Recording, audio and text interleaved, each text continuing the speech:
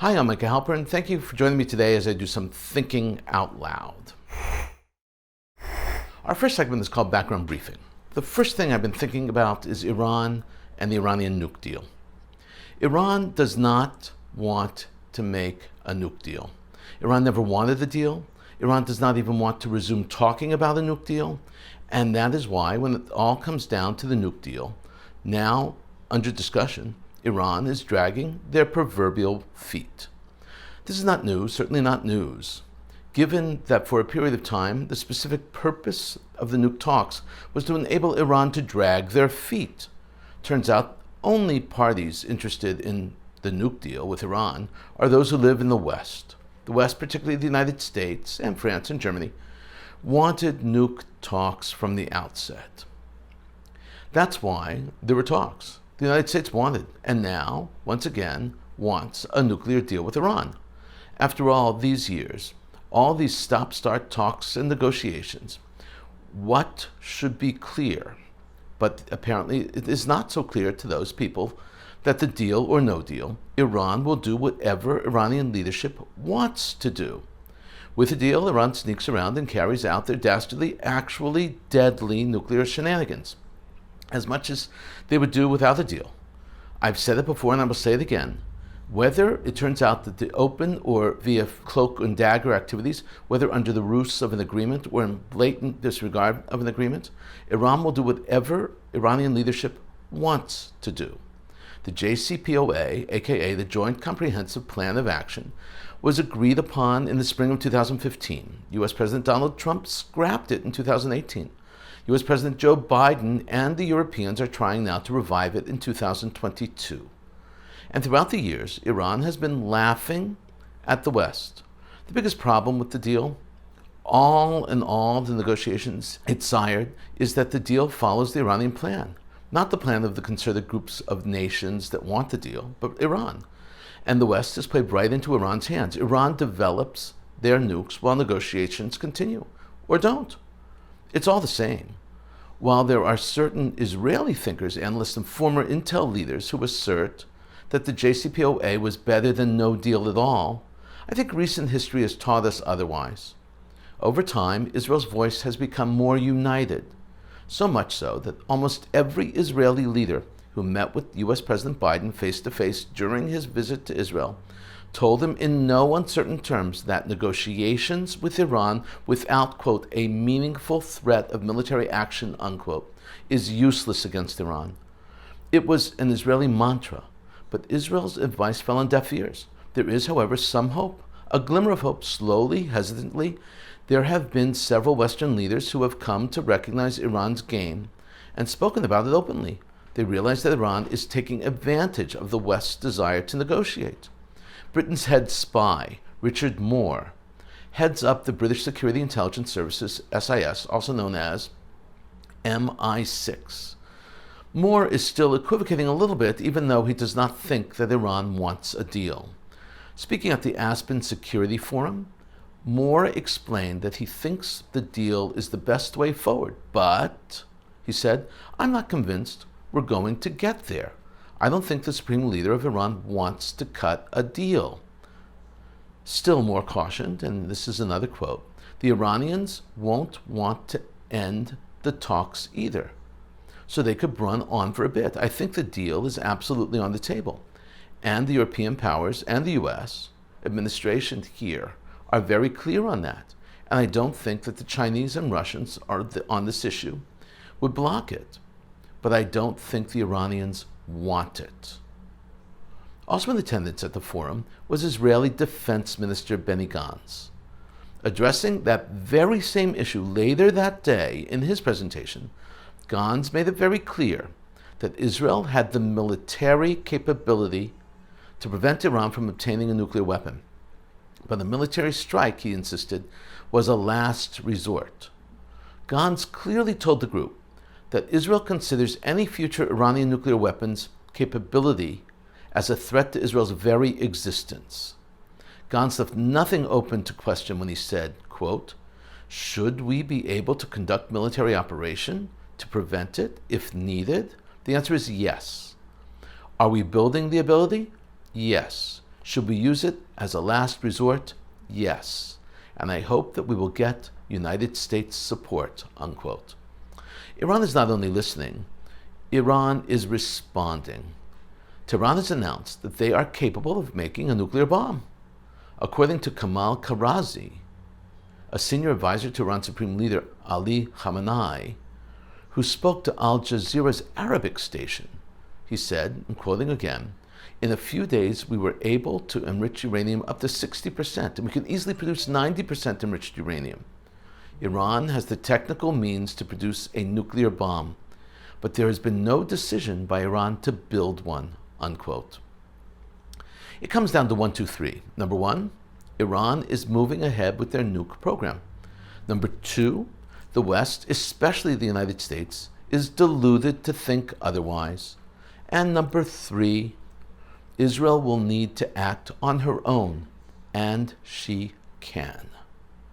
I've also been thinking about one of Iran's allies. I've been thinking about Russia and about the Russian President Vladimir Putin. And he may appear to be ill, he may appear to be weak, but he rules with an iron fist, and there are rumors that there are seconds, doubles, walking around in his place. To think otherwise is wishful thinking by European countries, and even more so by the United States. Putin has not traveled much since February 24th, a date that Ukrainian nation will never forget. But the trips he has made are certainly noteworthy. While the Western world would have us believe that Putin is isolated, that diplomatically he has no friends, Putin's out-of-the-country visits have been specifically paid to his friends and allies. During the last week of June, Vladimir Putin traveled to Tajikistan and to Turkmenistan, and then he attended the 6th Caspian Summit alongside presidents of Turkmenistan, Kazakhstan, Iran, Azerbaijan, his friends, his associates, his allies. While according to the Western media, Putin's recent visit to Iran was his first trip since the invasion was begun, obviously it was not. It was, however, a slap in the face, a punch to the gut, a blow to the United States. Here's why. United States President Joe Biden had barely blown out of Jeddah when Russian President Vladimir Putin breezed into Tehran. There, he had face-to-face meetings with Iranian leadership and was joined by Turkey's Erdogan for another face-to-face in this three-way summit between Saudi Arabia, Turkey, and Russia. And while there, Putin had a long phone conversation with Saudi Crown Prince Salman. And as did Biden, they too spoke about oil and gas and grain. Meeting with Turkey and with the Saudi Arabian leadership was a strategic move. It could have all been accomplished through emissaries, but Putin chose to act in person. He was aligning interests, his interests and their interests. He was reestablishing common ground. Specifically, he was reaffirming anti-U.S. interests. And for that, he met with no opposition. President Biden had literally just left Jeddah, and the Saudis are engaging with Putin. The United States is helping Kurdish fighters in Syria. So Turkey is attacking those same Kurds. Iran has figured out how to live with Western sanctions, so Putin wants to know their secret. Iran needs grain. Iran wants Putin to open the grain sources from Russia and Ukraine. Saudi Arabia is in control of oil and gas supplies. The United States wants to open the floodgates and saturate the market, thereby driving down Russia's profits and the price of oil. Russia and Saudi Arabia want to keep the prices high. No, Putin is neither cowering nor concerned. Putin is still dangerous and is flexing not only his military, but also his diplomatic strengths. What the West knows to be a war crime, Putin prefers to think of as taking what is rightfully Russia's. In fact, Russia has begun the practice of exacting a price, a political revenge on those who have challenged them. Israel, let's say, for instance, is now in Putin's crosshairs. From the start of Russia's invasion to Ukraine, Israel performed a balancing act between the countries Ukraine and Russia. They divided their public statements. That strategy has now backfired. While then Prime Minister Naftali Bennett even moderated between Putin and Zelensky, Then Foreign Minister, now caretaker Prime Minister Yair Lapid, was very critical of Russia and Vladimir Putin. According to Russian media outlet Interfax, Russia has shut down the offices of the Jewish Agency, the largest Jewish organization in the world. Its primary purpose is to support Jewish communities in the diaspora and, if they so desire, to assist them in moving to Israel. The Israel-based Jewish Agency is being investigated for, quote, unspecified violations of Russian law, unquote. The case is in Moscow's Basmany District Court. Investigators have seized computers and locked the office. There are between 150,000 and 350,000 Jews living in Russia. It's a question mark. This discrepancy in numbers may be the law that the Jewish Agency broke in Russia, the excuse that Putin found to punish the Jewish state. Russia will probably assert that the Jewish Agency was collecting population information and the directory of Russian citizens, which is against Russian law. They were, of course, collecting the names and information, just as they do all around the world. But not to contravene Russian law. They did it to serve the Russian Jewish community. They did it to provide essential Jewish services to those living in Russia. Prime Minister Lapid immediately dispatched a diplomatic team composed of representatives of Israel's foreign ministry and the Jewish Agency. The team is led by Israel's national security advisor, Eyal Hulata. Natan Sharansky was the former head of the Jewish Agency. He was a former prisoner in the Soviet Gulag, a prisoner of Zion. He knows how Putin thinks. And Natan Sharansky is warning all Jews living in Russia to get out. Get out while they still can, before it's too late, like it once was for him. In so many ways, it appears that the Iron Curtain is falling again. Coming up next, points of view. First up is a column from the Jerusalem Post. It's written by Neville Teller and published on July 24th, 2022. The column is entitled, Is a Three-State Solution on the Horizon? Opinion, subtitled, The Idea of a Three-State Confederation, a mini-EU covering the whole of what was originally mandated to Palestine, might open a hitherto unexplored path. This is an important idea. Teller takes it to an extreme, but it is nonetheless essential to look at and discuss. If I were to modify the argument and state it more clearly, I would say that a two-state solution, Israeli and Palestinian states. But what about Hamas and Gaza? They do not want to be part of the PA, Abbas state. They want to take it over. They also, by the way, want to take over Israel. But if Hamas takes over the PA, the two-state solution is off the table because Israel cannot create a peace with Hamas. Hamas is bent on Israel's destruction. And so the three-state solution comes into play. This is how Teller begins. Commitment to the two-state solution was voiced by four parties during President Joe Biden's recent visit to the Middle East. By Biden himself, by the Palestinian Authority, President Mahmoud Abbas, by Saudi Arabia's leadership, and by Israel's interim Prime Minister Yair Lapid. Greeting Biden in Bethlehem on July 15th, Abbas said, Mr. President, we look forward to the efforts of your administration to stop unilateral actions that undermine the two-state solution.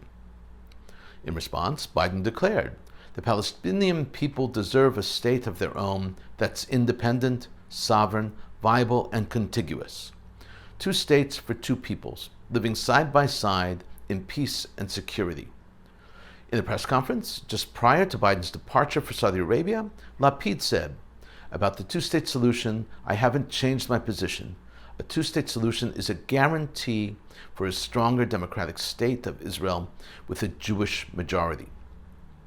While Hamas and Gaza are the problem with the two-state solution, the U.S. and many others just don't see that.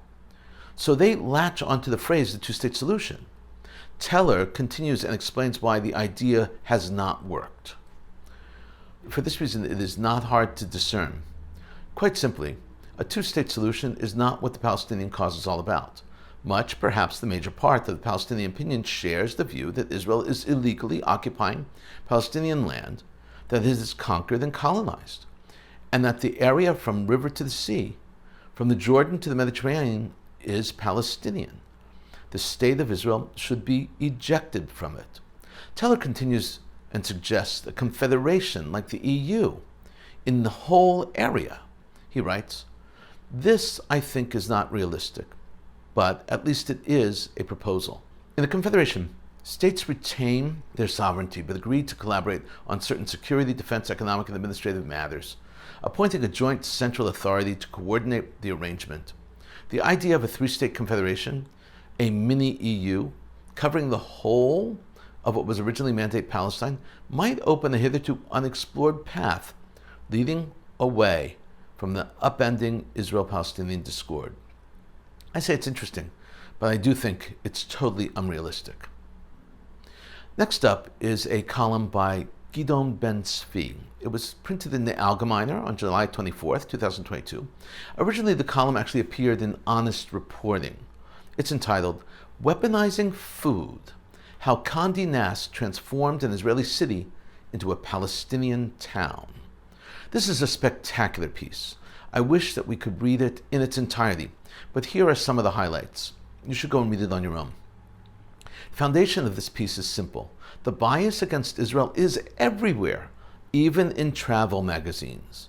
Ben-Zvi begins, "Condé Nast, the global media conglomerate that owns Vogue and The New Yorker, published a piece this month titled, 'The Unsung Food Destinations to Travel For Now,' which completely severs the connection between the city of Nazareth and the country where it's located, Israel.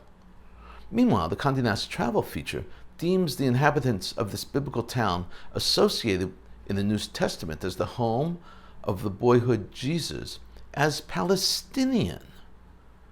The story, which purports to explore some of the great local foods and flavors from around the world, portrays Nazareth this way, where Palestinian cooks, bakers, and producers proudly continue centuries-old traditions. At El Ba'or, neighbors thumb earthy za'atar and tangy sumac, while at Ahmad-Shabdadi Bakery, regional staples of labana and bitter greens are tucked into flatbread fresh from the tabun. And skilled home cooks help the chefs at Luna Arabic Bistro turn makluba, an elaborate Palestinian dish of meat and rice, perfectly capturing a city where community and tradition are always on the table.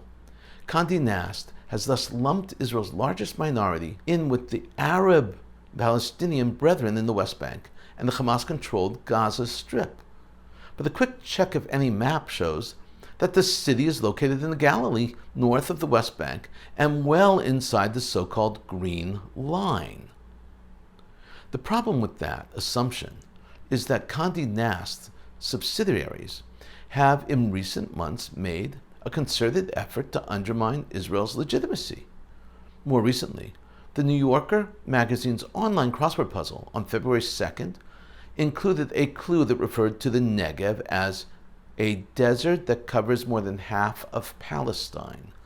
Bizarrely, though, the New Yorker chose to exclude Israel from the hint, while including Negev, a Hebrew word describing the desert region, framed by the Jewish state's borders with Jordan and Egypt. On the other hand, Condé Nast's blatant politicization of the Israeli city of Nazareth and its reputation as a culinary destination is almost certain to leave readers with a bitter taste in their mouth. This is a great piece showing that these magazines systematically delegitimize Israel, and that is frightening. Coming up, commentary through cartoons where pictures tell the story. I want to show you 7 memes and cartoons today. First up is a play on inflation. Inflation has become the most popular theme in cartoons, and I don't see it fading away. Cartoonists have their finger on the pulse of the country, so they're really focusing on certain things. 2 slides compare 2020 and 2022. In the 2020, a supermarket sign reads "Food for less." In 2022, it reads "Less food." Next up is a comparison of cameras and the resolution quality. One shows a crystal clear picture of space, 4.6 billion light years away. The next shows a security camera that's all blurred, 10 feet away. That's funny. Similar theme in the next meme. It compares the NASA pic to a black granite kitchen top. Truly uncanny and so funny and so accurate. Another popular theme has been the airports, delays and cancellations. According to the board, every flight is delayed. A woman asks the butterfly sitting next to her, "You've been waiting long?" The butterfly responds, "No, I just got here." This is hilarious. There are 4 stages before a butterfly becomes an adult. 1, the egg. 2, larva, which is caterpillar. 3, pupa or chrysalis. And the last, of course, is the adult butterfly. Another, on the subject of planes, people are tumbling out of the cargo hold of a plane along with suitcases. A passenger looking out the window says, "Ah, that is how they handle overbooking." Yes, I think that is. Next is a monkey and a chicken. They're arguing. The monkey says, "My pox can beat up your pox." This is a sad commentary on our world and the state of health in our society today, unfortunately. This last cartoon is from Germany. It shows the famous fist bump between the US President Joe Biden and Saudi Crown Prince Salman.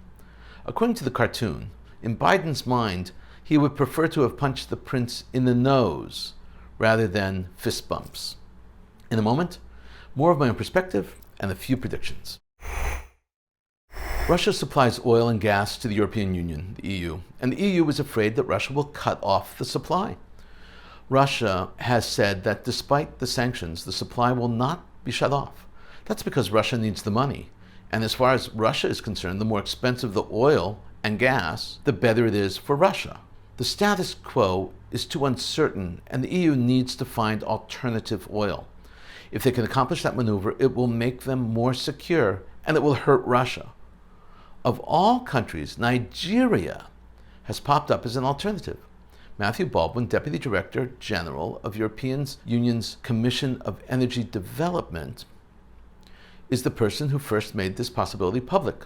Baldwin was in Nigeria, where he held meetings with officials from Africa's largest oil producer, when he was told that Nigeria was improving security in the Niger Delta and planned to reopen the Trans-Niger pipeline sometime in August.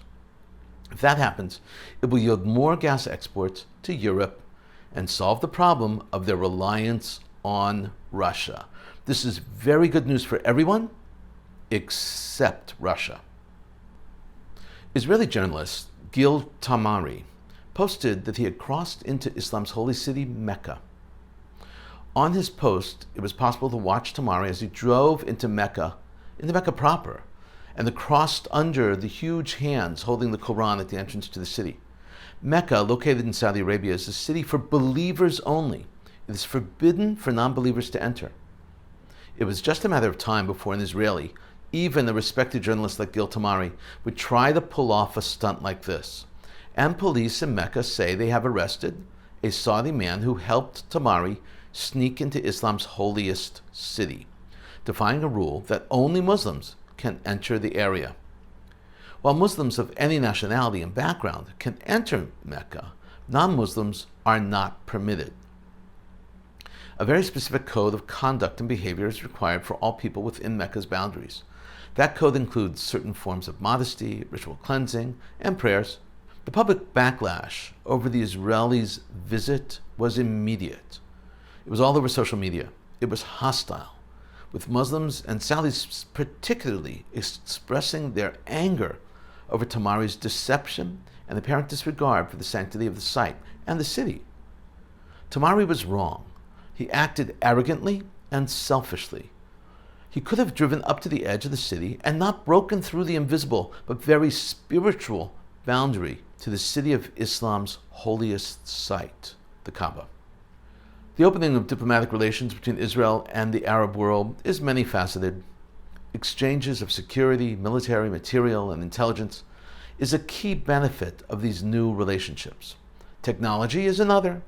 Trade and tourism benefits both sides, and that also is happening on a regular basis. As part of an official trip to Morocco, Israel's Defense Force Chiefs of Staff, Major General Aviv Kochavi, visited Ben Gurion, a Moroccan air base.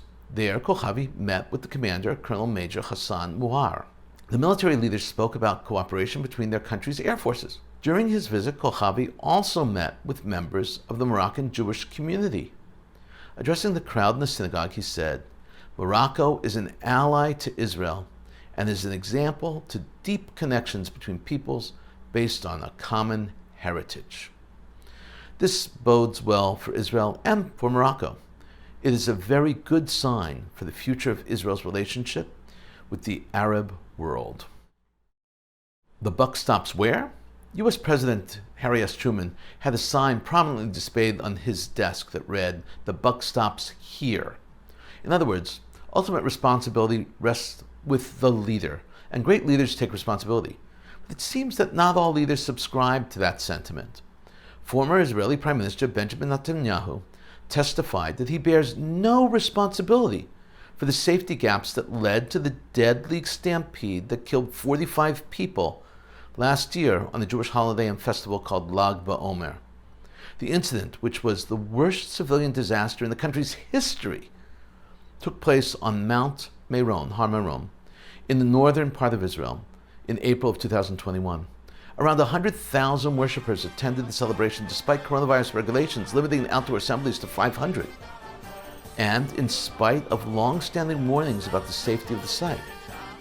Testifying before an independent commission investigating the tragedy, then Prime Minister Netanyahu claimed that he only became involved in preparations for the festival at Meron because of the coronavirus pandemic.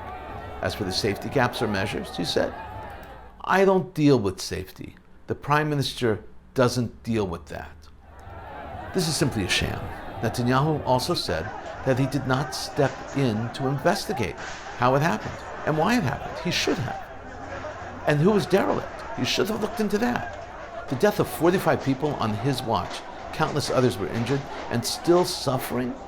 Families are suffering to this very day. Netanyahu has the gall to claim no involvement.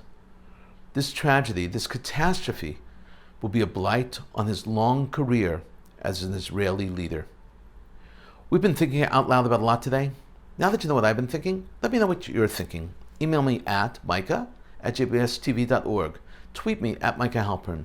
Tell me what you think. Before we end, let me leave you with one piquante piece of information.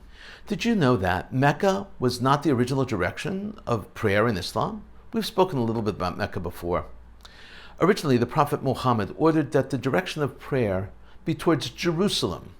That changed after Muhammad offered the Jews to join Islam, and they rejected his offer. So Muhammad had Islam literally turn their back on Jerusalem and face Mecca. The direction of prayer in Islam is called the Qibla. It means direction. Every mosque has in it a prayer niche. That niche is called a mihrab. The mihrab shows the Qibla. The niche shows the direction of prayer toward Mecca. Thank you for thinking out loud with me, Micah Halpern. Let's think out loud again next week on JBS.